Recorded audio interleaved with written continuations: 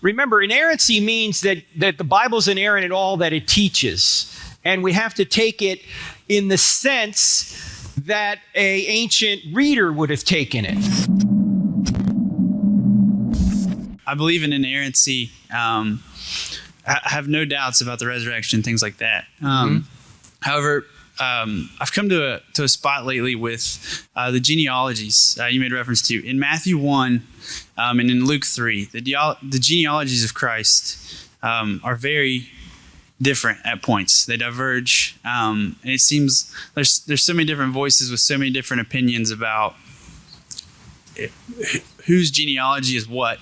And I guess my question for you is how do we make sense of those differences, and does that affect how we think about the resurrection or anything else? Does anything else kind of become shaky because of well, as I understand it, the two genealogies, Matthew and Luke, are tracing different bloodlines. Okay.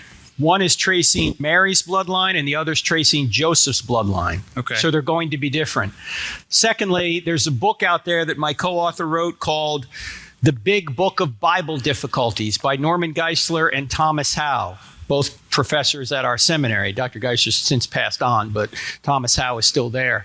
That book has a lot of answers to these kinds of questions. Okay. Thirdly, genealogies may be organized in such a way as to make a point. I think if I'm remembering correctly, it may be Matthew's genealogy, which is in blocks of 14. Mm-hmm. Is that right? Yeah. Yeah, that's trying to make some sort of point. It's not meant to be an exhaustive genealogy. Okay. It's meant to make some sort of point based on the number 14. Okay. And so, remember, inerrancy means that the Bible's inerrant in all that it teaches. And we have to take it in the sense that an ancient reader would have taken it, not in our modern 21st century sense, because people that lived 2,000 years ago didn't have our perspective. So the text wouldn't mean anything to them if they had to have our mindset. We can have their mindset, but they can't have our future mindset.